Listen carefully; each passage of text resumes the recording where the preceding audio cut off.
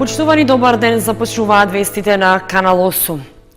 Извештаите за работењето на основните и средните училишта во текот на минатата учебна година повторно беа во центарот на вниманието на Советот на општина Кочани.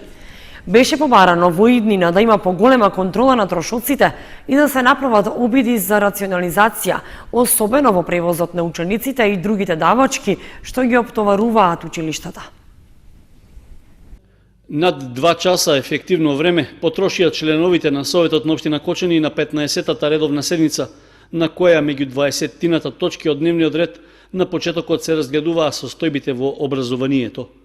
Извештаите за работата на општинските основни и средни училишта во текот на минатата учебна година беа причина за долги и детални дискусии, во кои советниците зборуваа конкретно за темата, но често се споменуваа и споредни проблеми за кои тие даваа образложенија оти се поврзани со точката од дневниот ред. Маратонската расправа започна со забелешката за големиот број изостановци, при што како најпозитивен пример беше споменато само основното училиште Свети Кирил и Методи. Ова училиште, веројатно менаџерскиот тим има изнајдено некој рецепт, кој за жал не сака да го сподели со другите училишта, па така да имаме 23.500 оправдани изостаноци, а 288 неоправдани. Или односот помеѓу оправдани и неоправдани е на 81 оправдан, 1 неоправдан. Додека другите училишта се во далеку понезавидна положба. Кај Раде Кратовче на 3 оправдани има 1 неоправдан. Кај Никола Карев на 6 оправдани, 1 неоправдан. Малина Попиванова 8 оправдани, 1 неоправдан.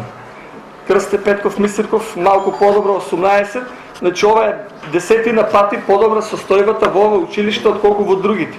И затоа барав повторно го барам истото да се координират некако ова искуство да се пренесе и на другите училишта да немаат во колку секако сметаме дека извештајот е реален. Во овие извешти што не ги имате доставено, споредбена анализа изостанува, споредбената анализа ја нема. Значи, освен во едно училиште, во ниеден од другите извешти немаме дадено изостаноци од претходната година. Како ние ќе знаеме дали имаме подобрување на ситуацијата или влошување, ако немаме споредбена анализа, немаме што да споредиме со претходно. Во расправата за работата на училиштата беа вклучени и другите проблеми што со години се актуелни во образованието, а се однесуваат на трошоците за работа. За мене е неоправдано кога ќе имаме склучено договор која што е цена повеќе од двојно повисока од пазарната цена за услови кои што секој може да ги добие по пазарна цена за истите релации. И токму поради тоа, барам или конкретно ги повикувам директорите, колкави се цените кои што се плаќани од нивните претходници, пред се мислам на средните училишта, бидејќи со законот за задолжително средно образование се наметна една обврска која што претходно не беше во овие училишта, и колкави тие трошоци значат во однос на функционирањето на училиштата. Јас немам готови прашања за директорите како вие што имавте до сега и нема да учествувам во таа пародија да ги повикам они да излават да кажуваат на договорени прашања. Граѓаните ќе изоценат дали е тоа во ред или не е во ред. Но знам едно, овие се директори кои вие ги гласавте.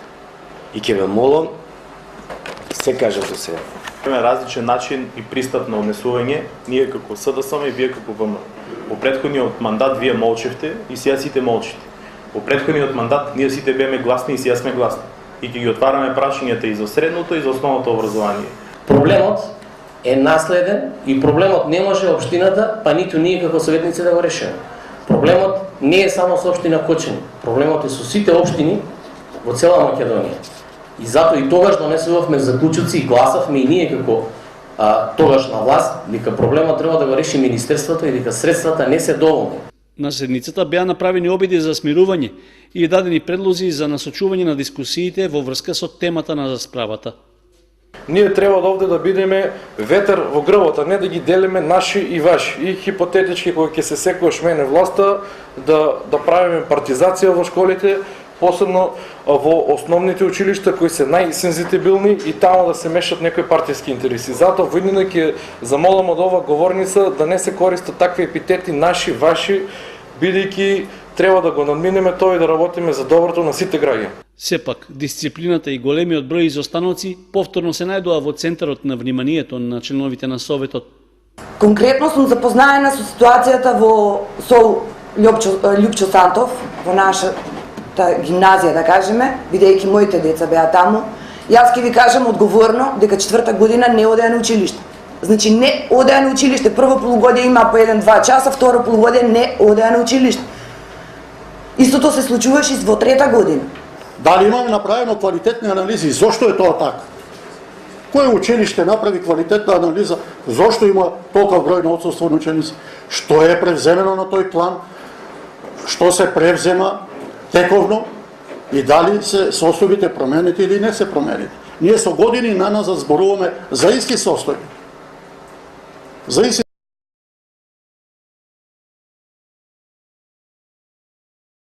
Членовите на Советот образложенија за состојбите во училиштата во општината дадоа нивните директори, при што секој од свој аспект рече дека состојбата воопшто не е за пофалба, но ќе се прават напори за известно подобрување.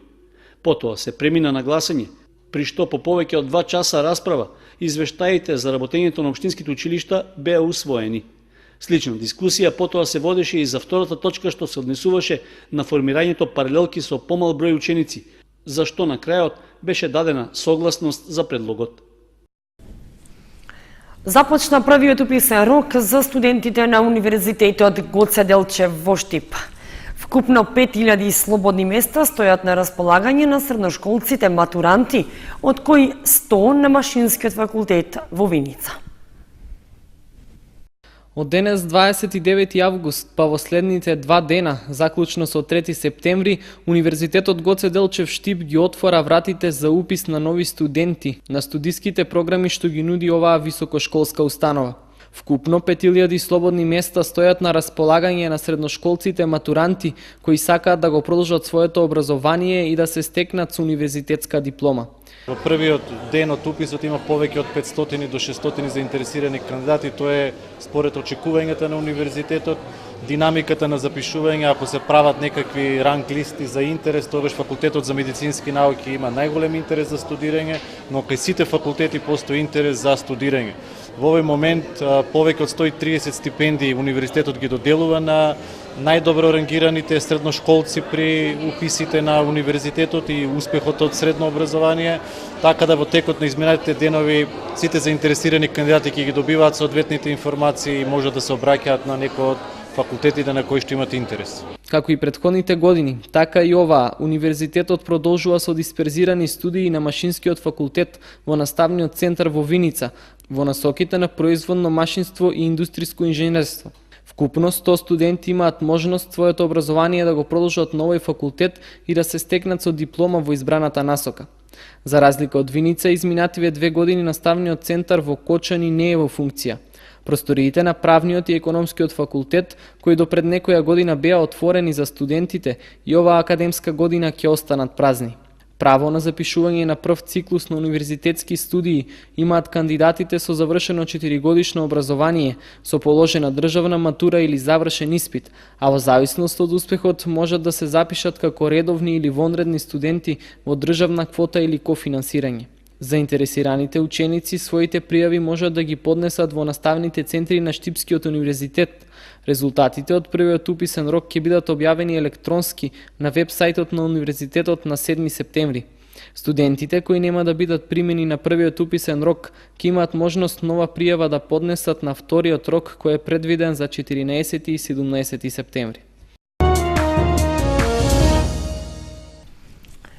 До сега ги толерира, но од сега ќе има позасилена контрола вршена од страна на Агенцијата за поттикнување на развојот на земјоделството и Агенцијата за финансиска подршка во руралниот развој, подрачна единица Кочани, кои што подпишаат договор со кој што се обврзуваат да извршуваат контрола на апликантите по програмата ИПАРТ за набавка на земјоделска механизација. Целта е да се подготват апликантите за конечната ревизија и да не бидат одбиени. Агенцијата за потикнување на развојот на земјоделството и Агенцијата за финансиска поддршка во руралниот развој подрачна единица Кочани потпишаа договор со кој што се обврзуваат да извршуваат контрола на апликантите кои аплицирале по програмата ИПАРТ, кои што имаат потпишано договор за набавка на трактори или друга земјоделска механизација. Тоа се однесува на применување на минимум условите на добра земјоделска пракса.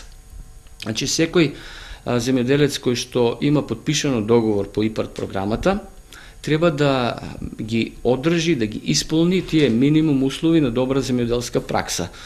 Тоа се однесува на зачувување на почвата, на водите, на животната средина и на самите себе. Инаку, за по-подробно што се однесува на тие точки, земјоделците можат да се информираат кај нас во агенцијата. Ние сме тука за да им ги објаснеме по-подробно. А инаку контролата ќе биде вршена од наша страна во рок од некаде 3 до 4 месеци по добивањето на листата од Агенцијата за финансиска поддршка на сите земјоделци кои што имат аплицирано и добиено, потпишано договор. Значи, нашата улога ќе биде корективна и советодавна на сите оние точки каде што се однесува за зачувување на исполнување на добрата земјоделска пракса, земјоделците да бидат коригирани, предупредени и советувани, за да можат оние недостатоци кои што ќе се пронедат да бидат отстранити во одреден период. Така што ние ќе извршиме 1 до 2 посети со наши укажувања, со пополнување на прашалници кои ќе содржат некаде околу 17 точки и земјоделецот ќе има доволно време да откриените недостатоци да ги санира и да ги отстрани, така што да биде подготвен за конечната ревизија која што ќе биде на крајот извршена од Агенцијата за финансиска поддршка. Тоа е всушност онаа последна контрола пред одобрување на договорот за набавка. Договорот ќе профункционира во најскоро време, очекувајќи го и следниот оглас за ИПАРТ, а од агенцијата истакнуваат дека се што ги интересира и што сакаат да прашаат земјоделците во однос на подготвеност, ќе можат да прашаат во подрачната единица на Агенцијата за потикнување на развојот на земјоделството Кочани. Инаку, додава Захариев, и досега земјоделците имаат таква обврска за исполнување на минимум услови за добра земјоделска пракса, но од сега ќе биде посериозно во однос на контролирањето, бидејќи од исполнувањето на условите зависи и одобрувањето на проектот за кој што аплицирале земјоделците. Од утре започнува манифестацијата по повод 74 години Слободна Виница. Голем број на културни настани се предвидени да се прикажат пред публиката. Меѓу нив вреди да се истакне концертот на дуото Драган Даутовски, како и настапите на групата Игуана и Нокаут. Богата културно-уметничка програма по повод 74 години Слободна Виница започнува од четврток, 30 август. 4-дневна програма збогатена со разни културни настани, изложби, театарска представа, трки и музички концерти ќе бидат дел од настаните што ќе се случуваат во Виница во следните денови. Програмата започнува со концерт на дуото Драган Даутовски на Виничкото Кале, каде публиката ќе има можност да ужива во изведбата на музичкиот перформанс што дуото ќе го понуди. За впеток во градскиот парк во Виница ќе се одржи алтернативен настан со наслов Реанимација. За дистиот стојат група ентузијасти од креативното студио Space, што има за цел да стави акцент и да ја промовира македонската алтернативна сцена. За сабота е предвидена централната забава на плоштадот Ангел Винички. Од 20 часот концерт ќе одржи групата Игуана, а 1 час подоцна пред публиката ќе настапи и групата Нокаут. За љубителите на хип-хоп и R&B музиката, на полнок DJ Ерик ќе забавува публиката до раните утрински часови. Манифестацијата 74 години Слободна Виница се организира за прв пат, а од локалната самоуправа планираат истата да прерасне во традиционално културно збиднување во градот. Покровител на настаните е Општина Виница.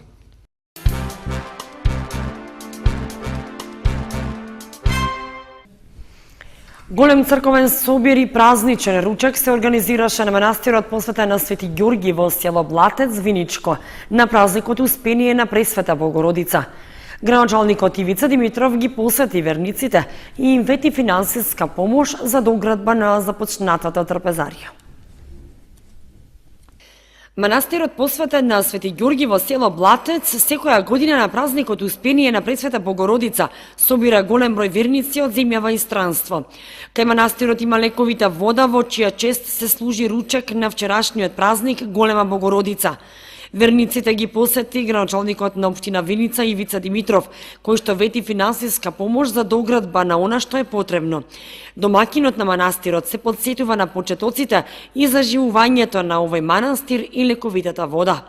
Тука е овај манастир откриено од слуга Боба Трајанка, Сара Пековска се викала, викаше, тој тремоте да и војачката доле, Свети Ѓорги.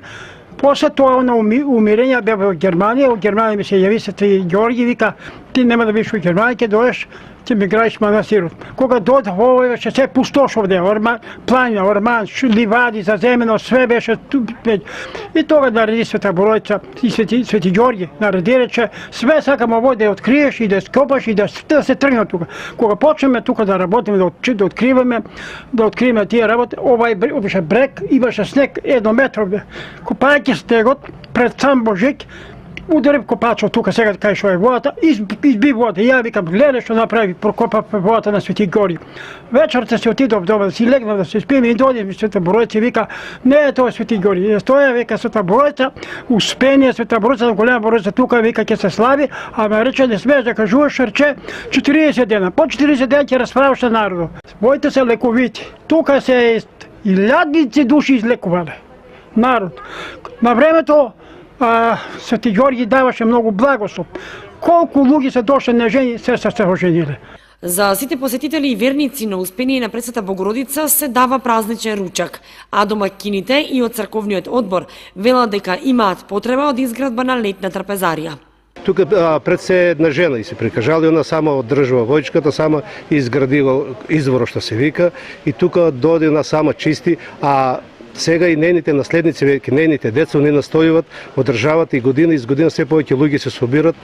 Ето и оваа година што имаме гости, имаме од Штип, кумови се од Штип, од Кочани, имаме тука од околината, пред се некои роднини, пријатели, пошто знаете днеска Голема Богородица, 28 август, ослободувањето на Блатец, гости имаме од сите страни, родни пријатели и така се собират тука за да се одбележи празник. Сакам да направиме летна трапезарија, ние веќе имаме на трапезарија у склоп на Конаково дозволи, меѓутоа за главниот празник Ѓурѓевден што го носи самото име, собират се многу гости, а пошто сме ние тука планинско место, секоја година заврнува дош и не време. И сакаме гости да ги сместиме, што кога дојдат гости што поголем број да бидат сместени на сушина. И затоа одлучиме ние одбор да градиме тука позади одма Конако да направиме трапезарија. Трапезаријата биде на 2 спрата, да биде една плоча згоре исто на диреција што ќе собере доста луѓе. Доста луѓе ќе собере и тоа е у плано и се надеваме нешто ако нема помош од општината, ние сами ќе интервенираме, ќе правиме напори како до сега што сме правили, што сме градили у Блатец, населението од Блатец донира. Инаку како туристи доаѓаат луѓе од сите краеви на земјава и странство, а манастирот има и конаци за преспивање на добронамерниците, бидејќи има и одлична местоположба и е погоден за одмор и наоѓање духовен мир. В петок 31 август во 20 часот во Центарот за култура Бели Мугри премиерно ќе биде одиграна представата Бункер. Режијата е колективна на актерите кои учествуваат во неа. Наменета е за лица над 14 години. Представата Бункер во колективна режија на актерите премиерно ќе биде одиграна в петок 31 август со почеток во 20 часот во Центарот за култура Бели Мугри. Репризата е на 1 септември исто во 20 часот. Во краткиот опис за содржината се вели дека светот се соочува со нуклеарен напад, воздухот е целосно контаминиран и животот на земјата е под сериозна закана. Хавард има изградено бункер со цел да се заштити од надворешните влијанија. Преку оваа представа се манифестираат разните дејствија што ги превзема Хавард за да може да ги реализира своите скриени планови. Представата изобилува со акција, интрига, насилство. Наменета е за лица на возраст над 14 години. Адаптација на текст е на Александар Арсов. Режијата е колективна на актерите, сценографијата и костимите на Венцо Димитров, музиката на Мартин Милев, инспициент Тодор Ѓоргиев, а актери се Владимир Игнатов, Марија Ѓоргиева, Александар Арсов и Зорица Митева. Билетите за представата се по цена од 100 денари и истите може да се набават на билетара во Центарот за култура Бели Мугри во Кочани секој работен ден од 8 до 16 часот на влезот од источната страна на установата и пред почетокот на представата, како и во кафе барот Рокси во Кочани.